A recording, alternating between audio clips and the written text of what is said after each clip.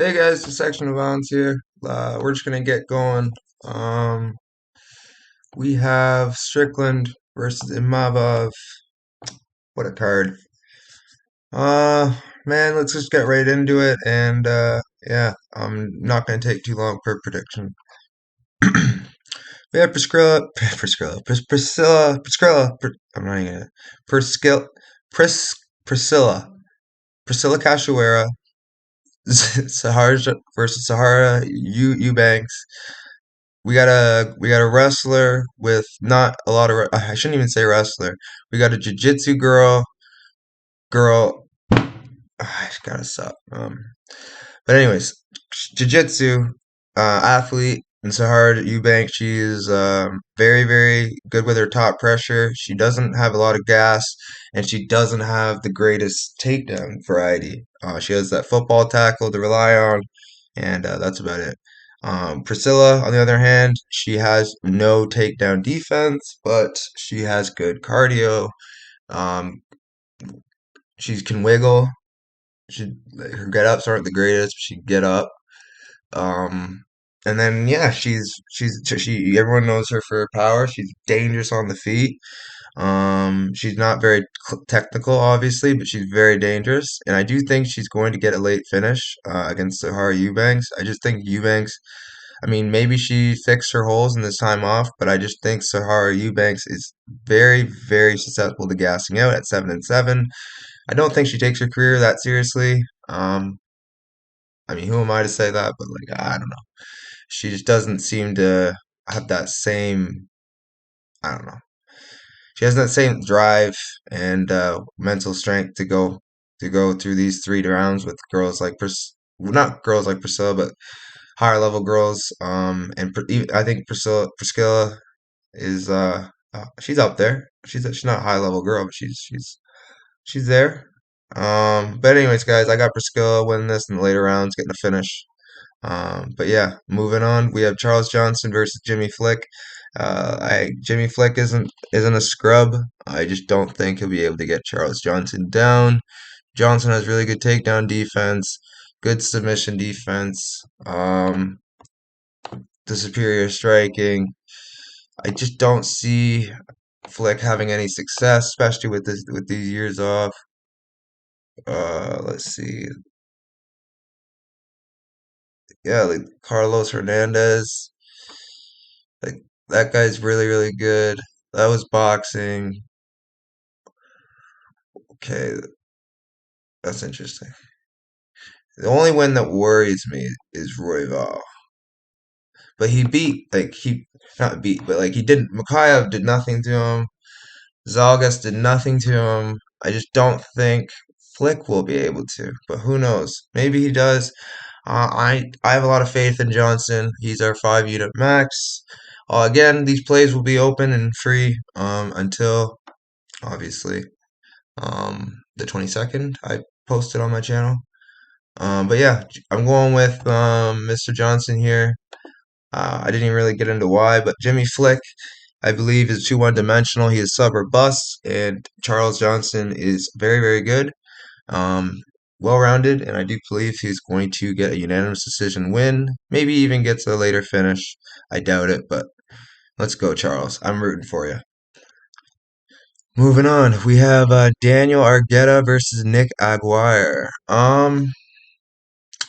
Nick Aguirre is um how should I say this? He's not bad. He's 7-0 for a reason. But the thing is, he hasn't faced anyone, and fighting out of Anthony Pettis' league is just all I need to know. Um, they don't really get the greatest of fighters over there. Icon isn't great either, but at least they get some fights. Um, Brandon Clausen, like I don't even know what to do with that. Like Dan Argueta's all day, like unanimous decision or submission, like or your rear naked choke. I'm not saying Argueta's a world beater, but he is very good at what he does. Very tough, hard to get down, hard to submit, and that's going to be Nick's path to victory. So I just don't see him winning this fight. I got Daniel winning this fight very comfortably. I think he is one of the locks of the card. Very excited for this fight. Moving on, we have Carlos Hernandez versus Alan Nascimento. I'm rocking with Hernandez, man. I could look like an idiot here, but I just believe in him, man. Like he beat Charles Johnson. He's beat all these guys who are really deep, really decent, really good, in my opinion. Um, like Altamirano's good, man. Perez is good, man. Like these are good guys. I don't think this is the Matt Brown. Yeah, that's not the real Matt Brown. But yeah, he is good, man. And I, I'm not gonna sleep. Wait, what? Ooh, it's probably the wrestling. But yeah, anyways, Nascimento's not a wrestler. So, and even then, he's faced wrestlers. I mean, he's not doesn't have the greatest takedown defense. I don't know, man. I just feel like Nascimento's cutting a lot of weight. He's really good, really, really good, but he's cutting a lot of weight. And I just feel like someone like Carlos is gonna fight smart, keep it on the feet, round one, look to, you know, do what he does. Fights smart. He doesn't need to. He keeps on the feet, jab, get some checks hook in there. Like I don't know, man. He's a very crafty striker. He's not unorthodox, but he does everything right. And I just think he's going to win this fight. Victor Altamirano earlier in his career. Who did he fight earlier in his career? And just thought I'd yeah, he has to be here. Yeah, right here. Like, look at this win. He beat the absolute goat of the sport already, Brandon Olivis. So doesn't even need. You don't need to say anything more. Carlos Hernandez is going to win this fight, in my opinion. He's very, very good. We're going with Carlos, man. Um, Javid Basharat versus Mateus Mendonca. Phew. I love Javid Bash right here, and I'm gonna say it again. He is the future champion if someone doesn't crack that chin. Mateus Mendonca is the real test. If that chin can hold up, he's faced guys like Trevin Giles, freaking like Gravely. Like these guys can crack, but they're not like Mateus Mendonca level cracking. You know what I mean? So he can take a shot from Mendonca. I'm all board. I'm getting buying a t-shirt and I'm all behind Javi Basharat. But if he doesn't, he's in for a short night. We will know by the first round. I'll probably live bet this. I don't know. I'm gonna play it safe, but I'm going to live bet it because I mean I don't know. To be honest, actually, I don't know enough about does Mendonca carry power late. You know what I mean? So I'm not gonna play that risk. I'm not gonna live bet it. I thought about it just now. You saw me, but I can't do it. I'm gonna probably still bet Javid, but I this is a hard one, man. Both undefeated, man. Someone's always got to go. Sometimes it's a wrong O, so I'm going with Javid here, and yeah, he's a better fighter. Just that power, man. He's slick. Moving on, we have Mateus Rebecki versus Nick Fiore. Nick Fiore, he isn't the greatest. He's fought a guy who has over 100 losses twice. And Rebecki, man, he's a world beater in my opinion. He's very good, at least on the ground. His striking isn't the greatest, but he's powerful and he works really well to his favor to get towards takedowns. He has great wins, really good wins, and that's the main reason I'm picking him so highly. Another one of the locks, him and Argueta, so far. I just believe they're just next level, and yeah, I'm going with Mr. Rebecki here by first or second round TKO. But yeah, moving on, we have Abdul Razak Hassan versus Claudio Ribeiro. Claudio Ribeiro, man, I bet against him his last fight against Venezuela. Venezuela was supposed to win. The thing with this guy is he can crack. Yeah. But he is not good. You know what I mean? There's those guys that can just crack but aren't good. Yeah. So he almost lost to a guy who was absolutely terrible. And the only reason he didn't was because he pull something out of his ass in the last round. So, you know what I mean? Like, I'm not relying on that. I think Claudio Ribeiro is very powerful and dangerous. If you're gonna bet him, you should probably do by finish, but I am not doing that. And for that reason, I'm going to go with Mr. Abdul Razak Alhassan. I got him winning. I don't even know how this fight's gonna end. Probably by violence, but who knows, man. Claudio Ribeiro, I've seen him lose, or not. Yeah, not lose, but I've seen him like go like get taken down and have some issues with that. So I feel like Alhassan could just wrestle him for 3 rounds. But yeah, moving on. We have Ronnie Barcelos versus Umar Nurmagomedov. Um, it's probably my third lock of the card, third least confident, I'd say. Uh, so Umar Nurmagomedov, I just believe his grappling is far superior. Rowney is slightly past his prime. Let me check his age. I believe he has 2 wins, 2 losses that just don't look age very well, and he's facing next level Umar Nurmagomedov. So these three are probably going to be my big plays. Money line probably all. See what I can get for him. But um, we'll see. Umar Nurmagomedov, I got him winning this fight by unanimous decision. Ronnie Barcelos, I believe, will just survive.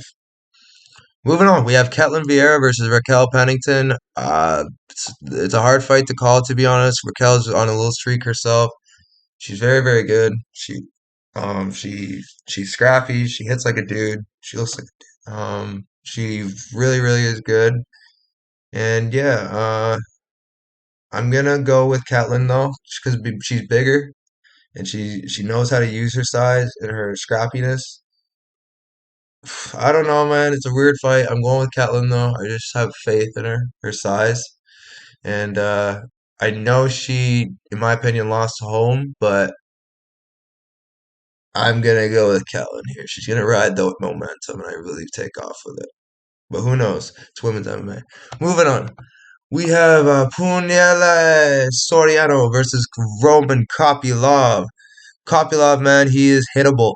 That's the main thing that worries me with him is he can't take. Well, he can take. He's tough, but Puna Power is a little different. So if you're getting hurt bad by Duraev, Puna Power is going to put you in a cold or into a different dimension. So I'm going to go with Puna Power. He is another one of my confident predictions. I believe I have 5 units on him. Um, yeah, man, I got Puna here. Both 9-2. And I just think Puna's too good for him, man. He has good wrestling defense. Um, the kicks are a little bit of a worry, especially down the middle, but I believe Soriano's going to deal with that and start him in the first round. Especially with being Roman's a short, like a slow starter, this is going to be a good favorable matchup for Soriano. I'm gonna go with Pugnello, Soriano, and yeah, moving on. We got Dan Ige versus Jackson. Damon Jackson. And yeah, this fight, man, I love it. I really do. I only got 2 minutes, so I gotta hurry up. Damon Jackson is a beast. He's been looking good, beating guys like Pat Sabatini. But man, I I can't rock with him, man. He's so lucky, in my opinion. Not lucky, but like he's not that good, man. And Dan Ige is the truth, and I believe Dan Ige is gonna really put him on blast. And I got him winning by TKO, first or second round. But yeah, who knows? Maybe he wins a decision. I'd be very surprised to see Jackson win this, but not really at the same time because he's coached by a beast. Moving on, we have Sean Strickland versus Nasser Dean Imavov. Man, I gotta go with Strickland just because it's 5 rounds. If it was three, obviously I'd go with Imavov, but it isn't. And Strickland is going to, I believe, be too much of a. He puts a high pace on. Cannonier is tough and has good cardio. Imavov does not have cardio. Has never been 5 rounds, and man, is he is he's not fighting Buckley, who's easier to get hit. Strickland's hard to hit. And I believe if he doesn't crack him early, he's going to be in for a long night. Yeah, I'm gonna go with Strickland. He's gonna have a few maybe rough rounds, but I believe he's got this, man. I'm riding with Strickland, man. Even if he loses, I'm riding with him till the wheels fall off, man. He's my guy. I love Strickland. Um, yeah, most confident predictions. I think I said top five. We got we have Argueta. Uh, where is it? No, we have Rebecki, Argueta, Umar, and then we have uh, I believe Johnson, and then Puna. All right, guys, like, subscribe, join the Discord, man. Even though I'm not there, join the Discord. Even though I'm not using that much, it's only because there's not a lot of people in it, and they're not communicating in it. Once you guys start communicating in it, more things will start coming. But anyways, guys, like, subscribe. You know the drill. I'll see you guys next time.